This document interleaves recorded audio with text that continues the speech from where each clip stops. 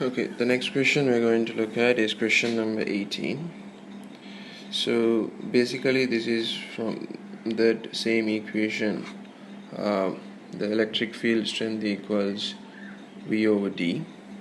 So they are drawing a graph between E and T, saying that the distance between the plates is reduced by a constant by moving the plates at a constant speed towards each other.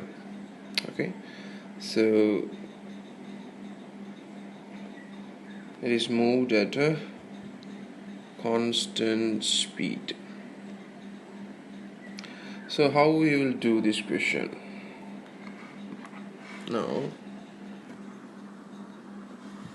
you need to understand that E is equal to V over D. Fine. So what is going to happen is the distance between the plates is being reduced, right? Because they are moved closer. So the D value is reducing. So when the D value is reducing, the electric field strength value would increase, right? The potential difference is kept constant. The plates are still connected to the same potential source, so the potential difference is kept constant, but these so you can see they are still connected to the same battery, so the potential difference between the plates is kept constant, but the plates, the distance is reducing, so E should increase. So that itself will cut off the answer A and answer B, where the electric field strength is decreasing with time. With time, distance is reducing, and when the distance separation reduces, E should increase. So only options is C and D. Now how are we to determine C and D? Your mind will travel in the idea. First you will see them and you will think, okay, the difference between C and D is of gradient. In C, the gradient is reducing, the angle is reducing, so the gradient is reducing, and in D, the gradient is increasing, the angle is increasing. Compared to here, the angle is greater here. So you might think that to answer that question, to choose between these two, you should be able to determine the gradient of the graph, or should have an idea about what is the gradient. So the gradient would be electric field strength over time, right? Now electric field strength over time, it makes no sense. We have only two equations, E is equal to V over D, and the other equation E is equal to F over Q. No force is talked about in the question, so we'll forget about that. And so how we are going to relate this to the equation of time, and then find the value what is equal to E over T. So that looks like not an easy way for an MCQ.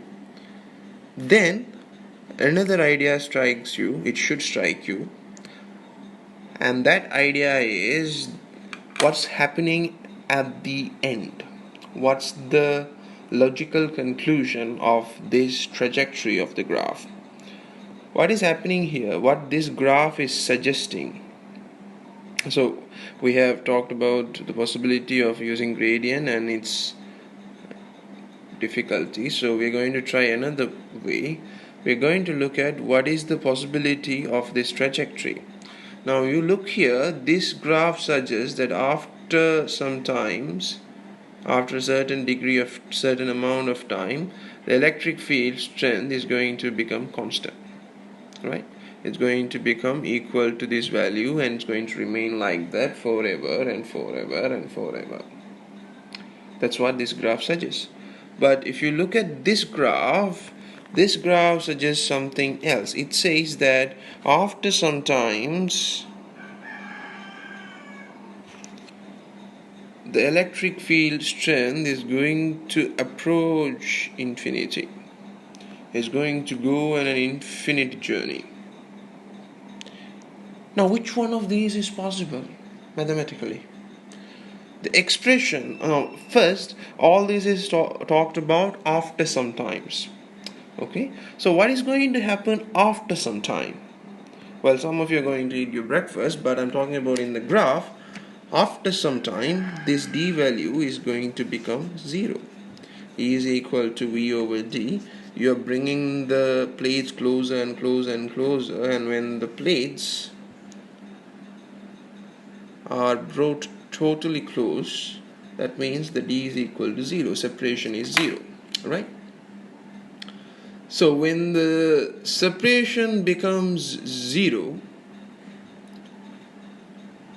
the denominator in the equation has become 0, so that would only give, that means that, okay, the denominator in the equation has become 0, so that would mean electric field strength would become infinite, right? Hence, after some time, the graph should approach infinity, and if you consider that idea, then you can cut off answer C, and the answer is D. Okay.